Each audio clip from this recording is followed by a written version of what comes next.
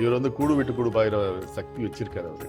So அதனால அவர் உடம்புல இருந்து சமாதி வெளியே போயிட்டு திரும்பி உள்ள வந்துடும். கீரியையும் பாம்பை வர வச்சு அந்த விஷத்தை எடுக்க வச்சு, கீரியை விட்டு அந்த மூலிகை சீரியை பறிக்க வச்சு அதை விஷத்தை விட்டு குணப்படுத்திருக்கிறார். நைட்டு 11 மணி 12 மணிக்கு மேலே இங்கே நடமாட்டம் இருக்கும். சொல்லி இங்கே ஒரு கல் இருக்கும்.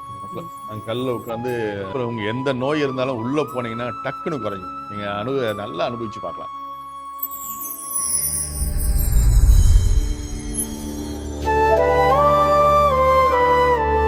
மயில் விஷன் நேயர்களுக்கு வணக்கம்.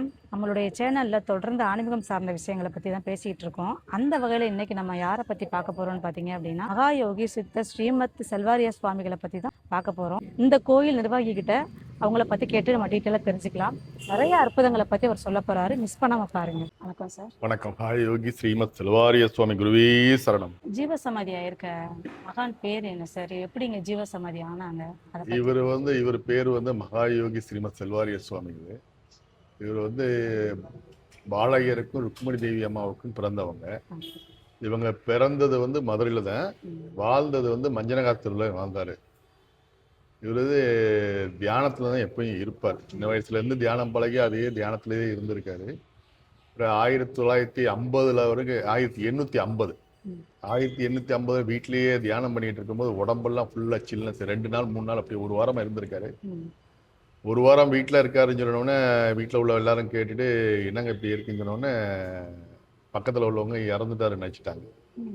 இவர் கூடு விட்டு கூடு பாயிற சக்தி வச்சிருக்காரு அவரு.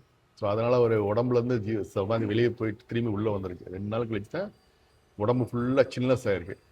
சில்னஸ் ஆனவனு இறந்துதான் நினைச்சிட்டு இவங்களை அடக்கம் பண்றதுக்காண்டி மயானத்துக்கு கூட்டி வந்துட்டாங்க, வீட்டில் உள்ள எல்லாரும் சேர்ந்து. அப்புறம் கூட்டி வந்தோடனே இவர் அந்த நிஷ்டையில இருந்து அப்புறம் அந்த நேரத்துல எல்லாம் இந்த எருவு எல்லாம் வச்சு முடிச்ச பிறகு அந்த நேரத்துல டக்குன்னு அவர் எந்திரிச்சிட்டாரு. எந்திரிச்ச உடனே என்னப்பா இந்த மாதிரி பண்ணிட்டீங்கன்னு சொல்லிட்டு அவங்க இது பண்ணாங்கல்ல. அந்த காலத்துல வடக்கு பக்கம் வந்துட்டாங்கன்னா அந்த மயானத்துக்கு வந்தா திருப்பி வீட்டுக்கு போக மாட்டாங்க. ஸோ அதனால இங்கேயே அவர் தியானத்திலேயே இருந்து இங்கே உள்ள வெளாங்குடி ஏரியாவில் ரெட்ட கோபுரம் ஒன்று இருக்கு, அங்கேயே வாழ்ந்திருக்காரு.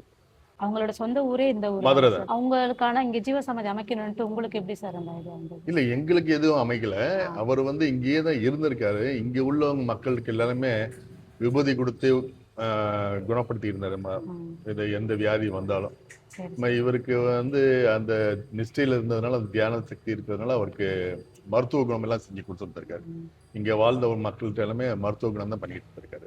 அப்படி அந்த மாதிரி அவங்க அற்புதங்கள் நிகழ்த்தினது ஏதாவது ஒரு சம்பவம் நடந்தது? அது இவருக்கு ஒரு டெய்லி ஒருத்தர் பால் கொண்டு வந்து கொடுப்பாரு.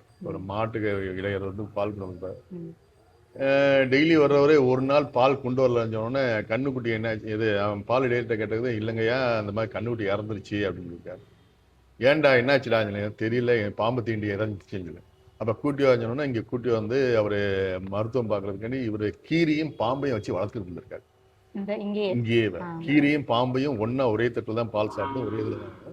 இவர் என்ன சொன்னா, அந்த இடையிட்ட மாட்டை கூட்டி வா அப்படின்னு சொன்னா கண்ணுக்குட்டியை கூட்டி வந்தவொடனே இவர் மருத்துவம்லாம் செஞ்சு கீரியையும் பாம்பை வர வச்சு அந்த விஷத்தை எடுக்க வச்சு, கீரியை விட்டு அந்த மூலிகை சீரியை பறிக்க வச்சு அதை விஷத்தை எடுத்து குணப்படுத்திருக்காரு அவர்.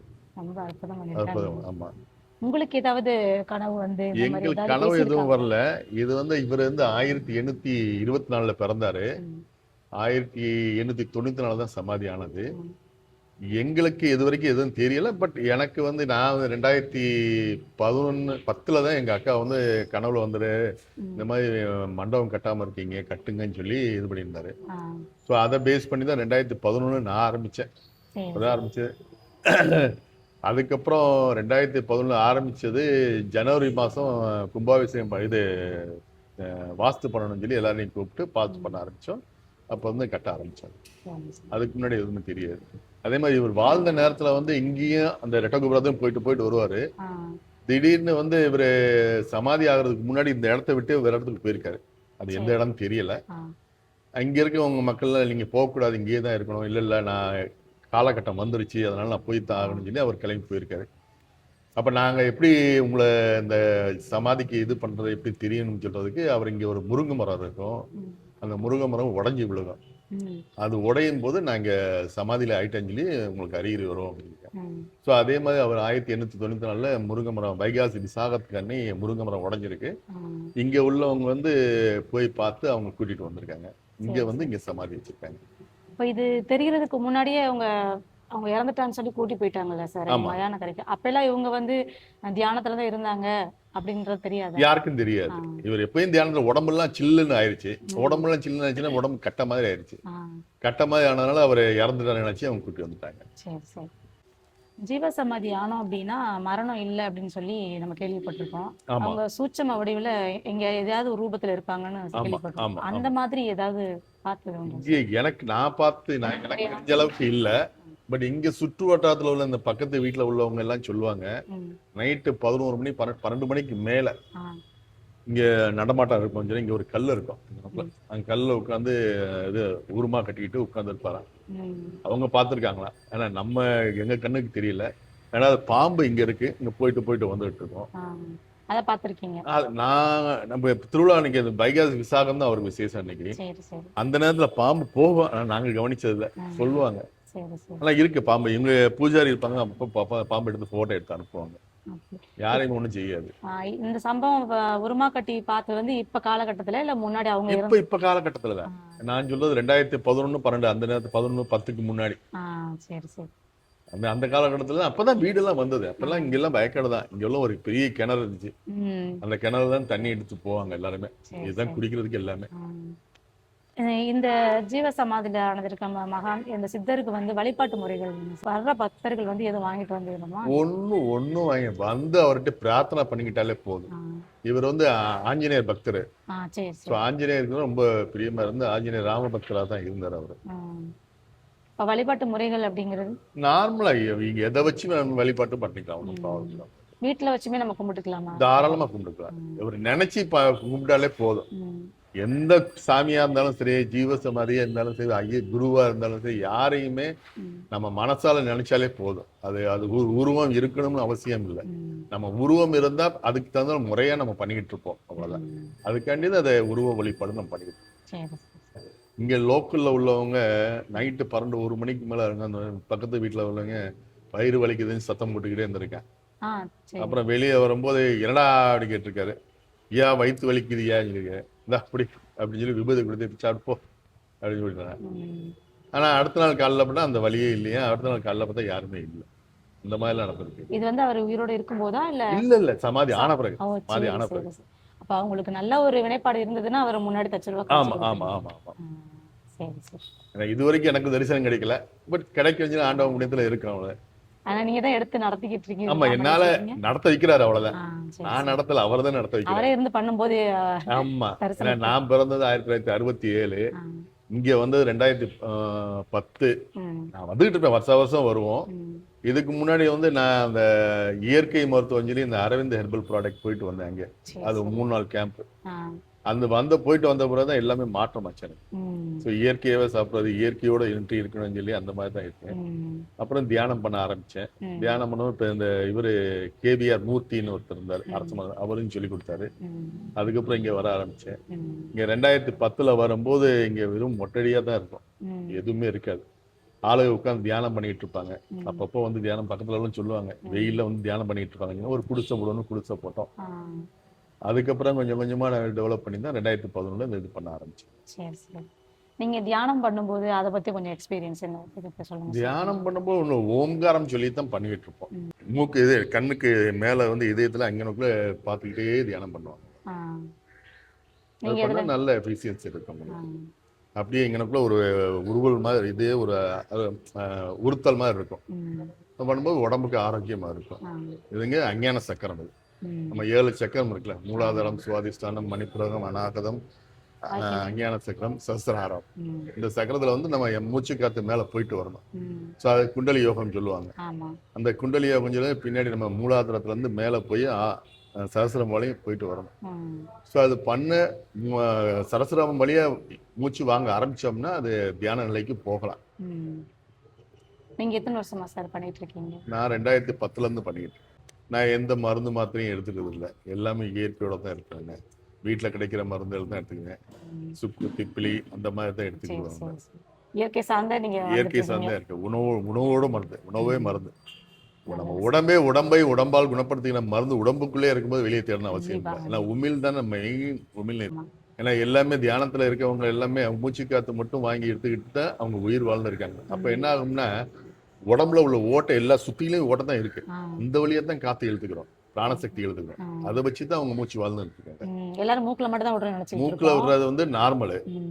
மூக்குல விட்டு மூக்கு அடக்கிட்டு குண்டலி யோகத்துல இருந்து மேல விஞ்ஞான சக்கரம் போயிட்டு வரும்போது வந்து உள்ளுக்குள்ளேயே காட்டு போயிட்டு வரும் பிராணசக்தி.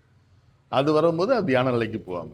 அவங்க தான் முக்தி அடைய முடியும், முக்தி அடைய வாய்ப்பு கிடைக்கும். முக்தி அடையும் போது உச்சந்தலையில இருந்து தான் பிராணசக்தி வெளியே போகும். இப்ப நீங்க தியானம் இருக்கிறவங்க வந்து அதாவது இன்ட்யூஷன் பவர் அதிகமா இருக்குன்னு சொல்லுவாங்க சார். கண்டிப்பா கண்டிப்பா இருக்கும், கண்டிப்பா இருக்கும், கண்டிப்பா இருக்கும். நல்ல எஃபெக்டிவா இருக்கும். அதே மாதிரி காலையில நான் 4:30 மணிக்கு எந்திரிச்சிட்டு இருக்கேன், நைட்டு 10-10:30 படுப்பேன். படுக்கும்போது உடனே தூக்கம் வரும். காலைல ஆட்டோமேட்டிக்கா 4:30 மணிக்கு எழுப்பி வைப்போம். ஆரோக்கியமா இருக்கும், ஆரோக்கியமா இருக்கும். ஐயா ஜீவசமாதி ஆகும்போது பார்த்தவங்க யாராவது நேர்ல பார்த்தவங்க யாராவது? இப்ப யாரும் இல்லை. ஏன்னா இது அவர் சமாதியானது 1894. அந்த காலத்துல இருந்தவங்க இப்ப யாருமே இல்லை இல்லை. இப்ப வந்து உங்களோட அக்கா வந்து கனவு வந்து சொன்னேன்னு சொன்னீங்க. அவங்க இருக்கிற காலகட்டத்துல இல்ல அவங்க இப்பதானே இந்த காலம் தான். அவங்க 1962 தான் பிறந்தாங்க. சரி சரி சரி. எங்க தாத்தா பாட்டி கிட்ட தான் தெரியணும். அவங்க மூலமா தான் கதையை கேட்கணும். ஆமா ஆமா. அதே மாதிரி இவர் கீரியும் பாம்பு வளர்த்தாங்கன்னா எங்க பாட்டி எல்லாம் சொல்லித்தான் வரையும், பெரியவங்க சொல்லித்தான் எங்களுக்கு தெரியும். இப்ப இங்க இந்த பீடம் கட்டுனது யாரு அப்படிங்கறதெல்லாம்? இந்த பீடம் கட்டினது நம்ம தயாதிகள் சேர்ந்த நமது ஐயா வந்து ஜாபாலி கோத்திரத்துல வந்து பிறந்தவங்க. ஸோ அந்த வகையில அந்த முனிவர் ஜாபாலி முனிவர் வகையில வந்தவங்க. ஸோ ஜாபாலி முனிவர் தொப்பை விட்டு வகைராஜ் நம்ம. ஸோ அவங்க நான் வந்து 10வது தலைமுறை. இந்த சித்தர் பீடம் இருக்கிறத பத்தி மக்களுக்கு எதுவும் சொல்ல விரும்புறீங்க? சித்தருங்கிறது நம்மளோட இருக்கிறவர்னு அர்த்தம். அவர் உயிரோட தான் இருக்காரு, இன்னும் நம்மளோட தான் இருக்காரு. இவர் வழிபட்டா நல்லது. எந்த சித்தர்னாலும் சரி, இவரு மட்டும் இல்ல, எந்த ஜீவ சமாதி போனாலும் சரி, எல்லா ஜீவ சமாதியிலும் அவங்க பக்தி யோகத்துல இருந்து நடந்தவங்க எல்லாம் இருக்குது. இவருக்கு வழியில வந்தவர் தான் நடனகோபால் நாயகன் சுவாமிகளும். இவரும் அவருடைய ஜாபாலி கோத்திரம் தான். இவர் வந்து 894 ஆனாரு. அதுக்கப்புறம் 1900 ஆனார் அவர் ஜீவ சமாதி. அவர் நடனகோபால் நாயகி வந்து நம்ம காதக்கிணல்ல இருக்காரு, நம்ம அழகர் கோயில் போற ரோட்ல. அவரு வந்து கிருஷ்ணரையே தரிசனம் பண்ணியிருக்காரு. அவர் சமாதி ஆகிறதுக்கு முன்னே நேரம் அவருக்கு தரிசனம் கிடைச்சிருக்கு, முக்தி பெற்றிருக்காரு அவரு. அது வைகுண்ட ஏகாதசி அன்னைக்கு அவர் முக்தி அடைஞ்சிருக்காரு. நீங்க வேற எதுவும் கோயில் ஜீவ சமாதிக்கு போய் பார்த்து அனுபவம் உங்களுக்கு? நல்லா இருக்குங்க. இது இதுல இருக்கு, மந்த்ராலயம் போனீங்கன்னா போதும். மந்த்ராலயா ராகவேந்திரா, அங்க போய் உள்ள போனாலே இப்ப உங்க எந்த நோய் இருந்தாலும் உள்ள போனீங்கன்னா டக்குன்னு குறைஞ்சிடும். நீங்க நல்லா அனுபவிச்சு பார்க்கலாம்.